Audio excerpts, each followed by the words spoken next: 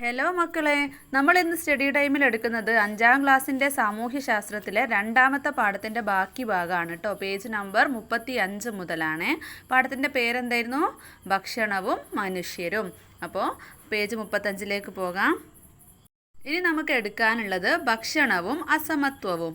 ഭക്ഷണവുമായി ബന്ധപ്പെട്ട് നമ്മുടെ നാട്ടിൽ പലതരത്തിലുള്ള അസമത്വങ്ങളും നിലനിന്നിരുന്നു. സാമൂഹികമായ അസമത്വങ്ങൾ എല്ലാ വിഭാഗം ജനങ്ങളും ഒരുമിച്ചിരുന്ന് ഭക്ഷണം കഴിക്കുന്നതിൽ തടസ്സമുണ്ടാക്കി. ഈ വിവേചനത്തിനെതിരെ സാമൂഹിക പരിഷ്കർത്താവായ സഹോദരൻ അയ്യപ്പൻ്റെ നേതൃത്വത്തിൽ എറണാകുളത്തെ ചെറായിയിൽ മിശ്രഭോജനം നടത്തുകയുണ്ടായി. എന്താണ് മിശ്രഭോജനം എന്ന് പറഞ്ഞാൽ? 1917 മെയ് 29 വിവിധ ജാതിക്കാരെ ഒന്നിച്ചിരുത്തി സഹോദരൻ അയ്യപ്പൻ്റെ നേതൃത്വത്തിൽ എറണാകുളം ജില്ലയിലെ ചെറായിയിൽ മിശ്രഭോജനം സംഘടിപ്പിച്ചത്. എല്ലാ വിഭാഗം ജനങ്ങൾക്കും ഒന്നിച്ചിരുന്ന് ഭക്ഷണം കഴിക്കുന്നതിനുള്ള അവകാശം നിഷേധിക്കപ്പെട്ടതിനെതിരെയാണ് ഈ സമരം നടത്തിയത്. മിശ്രഭോജനത്തിന് നേതൃത്വം കൊടുത്തതിനാൽ ശക്തമായ എതിർപ്പ് സഹോദരൻ അയ്യപ്പന് നേരിടേണ്ടതായിട്ട് വന്നു. കേരളത്തിൽ നിലനിന്നിരുന്ന സാമൂഹികമായ അസമത്വത്തെയാണ് ഇത് വെളിവാക്കുന്നത്. അപ്പോൾ ഈ അസമത്വത്തിനൊക്കെ കാരണമായത് എന്താണ്? ജാതി വ്യവസ്ഥയാണ് അല്ലേ? ഭക്ഷണവുമായി ബന്ധപ്പെട്ട ജാതി വിവേചനം ഇന്നും നമ്മുടെ നാട്ടിൽ നിലനിൽക്കുന്നുണ്ടോ? ഇത്തരത്തിലുള്ള വിവേചനങ്ങൾ നമ്മുടെ രാജ്യത്ത് നിയമത്തിലൂടെ നിരോധിച്ചിട്ടുണ്ട്. സാമൂഹിക വിവേചനം മാത്രമല്ല, സാമ്പത്തികമായ വിവേചനവും ഭക്ഷണരംഗത്തെ സമത്വത്തിന് വെല്ലുവിളിയാവുകയാണ്. അപ്പോൾ ഇവിടെ താഴെ ഒരു ചോദ്യം എന്താണ്? ഭക്ഷണത്തിലെ അസമത്വങ്ങൾ എന്ന വിഷയത്തെക്കുറിച്ച് ഒരു കുറിപ്പ് തയ്യാറാക്കാനാണ്. അപ്പോൾ നമുക്ക് എഴുതാം, നമ്മുടെ നാട്ടിൽ ഭക്ഷണവുമായി ബന്ധപ്പെട്ട് പലതരത്തിലുള്ള അസമത്വങ്ങളും നിലനിന്നിരുന്നു. സാമൂഹിക അസമത്വങ്ങൾ എല്ലാ വിഭാഗം ജനങ്ങളും ഒരുമിച്ചിരുന്ന് ഭക്ഷണം കഴിക്കുന്നതിൽ തടസ്സമുണ്ടാക്കി. ഈ വിവേചനത്തിനെതിരെ സാമൂഹിക പരിഷ്കർത്താവായ സഹോദരൻ അയ്യപ്പൻ്റെ നേതൃത്വത്തിൽ എറണാകുളത്തെ ചെറായിയിൽ മിശ്രഭോജനം നടത്തുകയുണ്ടായി. മിശ്രഭോജനം എന്ന് പറഞ്ഞാൽ പല ജാതിയിലുള്ള ആളുകൾ ഒരുമിച്ചിരുന്ന് ഭക്ഷണം കഴിക്കുക. ഇത്തരത്തിലുള്ള വിവേചനങ്ങൾ നമ്മുടെ രാജ്യത്ത് നിയമത്തിലൂടെ നിരോധിച്ചിട്ടുണ്ട്. സാമൂഹികമായ വിവേചനം മാത്രമല്ല, സാമ്പത്തികമായ വിവേചനവും ഭക്ഷണരംഗത്തെ സമത്വത്തിന് വെല്ലുവിളിയാകുന്നു. അടുത്തത് എന്താണ്? പട്ടിണിയുടെ നേർക്കാഴ്ചകൾ. ഇവിടെ കുറച്ച് വാർത്തയുടെ തലക്കെട്ടുകൾ കൊടുത്തിട്ടുണ്ട് അല്ലേ? എന്തൊക്കെയാണ്? കാലാവസ്ഥാ വ്യതിയാനം രാജ്യത്തെ പട്ടിണി വർദ്ധിപ്പിക്കുമെന്ന് റിപ്പോർട്ട്. പിന്നെയോ, വിശന്നു കരയുന്ന കുട്ടികൾ സിറിയയിൽ കൊടും പട്ടിണി. ഉക്രൈനിലെ യുദ്ധം ആഗോള ഭക്ഷ്യ പ്രതിസന്ധി രൂക്ഷമാകും. അതിരൂക്ഷമായ വരൾച്ച. സൊമാലിയയിൽ ലക്ഷക്കണക്കിന് കുട്ടികൾക്ക് ഭക്ഷണമില്ല. അപ്പോൾ മക്കളെ, എന്തെല്ലാം വിവരങ്ങളാണ് ഈ വാർത്തകളിൽ നിന്ന് നിങ്ങൾക്ക് മനസ്സിലാക്കാൻ കഴിയുന്നത്? ലോകത്തിൻ്റെ വിവിധ ഭാഗങ്ങളിൽ ഇന്നും പട്ടിണി നിലനിൽക്കുന്നുണ്ട്. പിന്നെയോ, കാലാവസ്ഥാ വ്യതിയാനം മൂലം രാജ്യത്ത് പട്ടിണി വർദ്ധിക്കുന്നു. യുദ്ധം ദാരിദ്ര്യവും പട്ടിണിയും ഉണ്ടാക്കുന്നു. പ്രകൃതിക്ഷോഭങ്ങൾ ഭക്ഷ്യപ്രതിസന്ധിയിലേക്ക് നയിക്കുന്നു. ആരോഗ്യം സംരക്ഷിക്കുന്നതിനാവശ്യമായ ഭക്ഷണം എല്ലാ മനുഷ്യരുടെയും അവകാശമാണ്. എന്നാൽ ജീവൻ നിലനിർത്താൻ ഒരു നേരത്തെ ഭക്ഷണം പോലും കിട്ടാതെ ആയിരങ്ങൾ ലോകത്തിൻ്റെ പലയിടങ്ങളിലുമുണ്ട്. കാലാവസ്ഥയിലുണ്ടാകുന്ന മാറ്റങ്ങൾ, യുദ്ധം, തൊഴിലില്ലായ്മ തുടങ്ങിയവയും ദാരിദ്ര്യത്തിനും പട്ടിണിക്കും കാരണമാകുന്നുണ്ട് അല്ലേ? ബംഗാളിലെ ഭക്ഷ്യക്ഷാമം. അവിടെ ഭക്ഷണത്തിനായിട്ട് ആളുകൾ കാത്തിരിക്കുന്ന ഒരു ഫോട്ടോ ആട്ടോ തന്നിട്ടുള്ളത്. ബ്രിട്ടീഷ് ഭരണകാലത്തെ അമിതമായ സാമ്പത്തിക ചൂഷണം ഇന്ത്യയിൽ ഭക്ഷ്യക്ഷാമത്തിന് കാരണമാവുകയും തൽഫലമായി നിരവധി പേർ മരണപ്പെടുകയും ചെയ്തു. ഭക്ഷണം കിട്ടാതെ മരണപ്പെടുകയും ചെയ്തു. ഇതിനൊരു ഉദാഹരണമാണ് 1943 ബംഗാളിലുണ്ടായ ഭക്ഷ്യക്ഷാമം. ബംഗാളിലെ ജനങ്ങളുടെ പ്രധാന ഉപജീവന മാർഗം കൃഷിയായിരുന്നു. ബംഗാൾ തീരത്തുണ്ടായ ശക്തമായ കൊടുങ്കാറ്റിൻ്റെ ഫലമായി അവിടുത്തെ നെൽകൃഷി വ്യാപകമായി നശിച്ചു. ഇതിനെ തുടർന്ന് ബംഗാളിൽ ഭക്ഷ്യക്ഷാമമുണ്ടായി. ഈ ക്ഷാമകാലത്ത് ഏകദേശം 30 ലക്ഷം പേർ പട്ടിണി മൂലം മരണപ്പെട്ടു. എത്ര ആളുകളാണല്ലേ ഭക്ഷണം കിട്ടാതെ മരണപ്പെട്ടിട്ടുള്ളത്? അപ്പോൾ ഇപ്പോഴും ഉണ്ട്, നമുക്ക് കാണാം പല സ്ഥലത്തും അല്ലേ? ഭക്ഷണം ഇല്ലാതെ, ഒരു നേരത്തെ ഭക്ഷണം പോലും കഴിക്കാൻ പറ്റാതെ ജീവിക്കുന്നവർ. അപ്പോൾ നമ്മൾക്കൊണ്ട് കഴിയുന്ന സഹായം നമ്മൾ ചെയ്യാട്ടോ. കാലാവസ്ഥയിലുണ്ടാകുന്ന മാറ്റം, യുദ്ധം, തൊഴിലില്ലായ്മ, ഈ 3 കാര്യങ്ങൾ പട്ടിണിക്കുള്ള കാരണങ്ങളാണ്. അതുപോലെ തന്നെ സമ്പത്തിൻ്റെ വിതരണത്തിലുള്ള അസമത്വമാണ് പട്ടിണിക്കുള്ള മറ്റൊരു കാരണം. എല്ലാവർക്കും തുല്യമായല്ല സമ്പത്ത് വിതരണം ചെയ്യുന്നത്. അതിനാൽ ചിലർ യഥേഷ്ടം ഭക്ഷണം കഴിക്കുമ്പോൾ മറ്റു ചിലർക്ക് പട്ടിണി കിടക്കേണ്ടതായിട്ട് വരുന്നു അല്ലേ. ചിലർക്ക് നല്ലോണം പൈസ ഉണ്ടാവും, അവർ നല്ല നല്ല ഭക്ഷണം, ലക്ഷറി ലൈഫായിരിക്കും അവർക്ക്. പക്ഷേ ചിലർക്ക് എന്താണ്, പൈസ ഒന്നുമില്ലാതെ പാവപ്പെട്ടവരേക്ക് സമ്പത്ത് ഉണ്ടാവില്ല. അങ്ങനത്തെവരെന്താണ്, ഭക്ഷണമൊന്നും കിട്ടാതെ വിശന്ന് വലയുകയാണല്ലേ.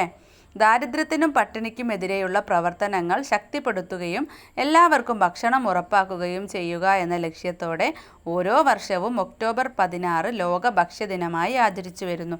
അപ്പോൾ എന്നാണ് ലോക ഭക്ഷ്യദിനം? ഒക്ടോബർ 16. ദാരിദ്ര്യ നിർമ്മാർജ്ജനത്തിനായി വിവിധ പദ്ധതികൾ നടപ്പിലാക്കി മാതൃകയായ സംസ്ഥാനമാണ് നമ്മുടെ കേരളം. നിർമ്മാർജ്ജനത്തിനായി കേരള സർക്കാർ രൂപം കൊടുത്തിട്ടുള്ള പദ്ധതിയായ കുടുംബശ്രീ മിഷൻ ഇതിന് ഉദാഹരണമാണ്.